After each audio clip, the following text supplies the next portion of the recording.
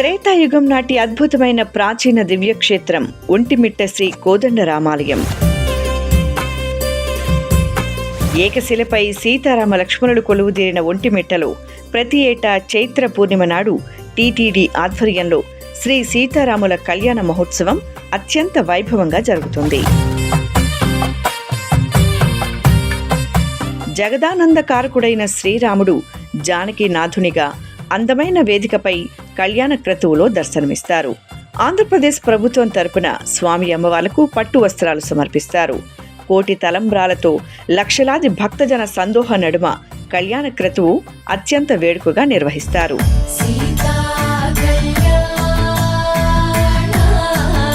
పండు వెన్నెలలో కనుల పండుగగా సాగే శ్రీ సీతారాముల కళ్యాణ మహోత్సవాన్ని దర్శించడం భక్తకోటికి మహద్భాగ్యం.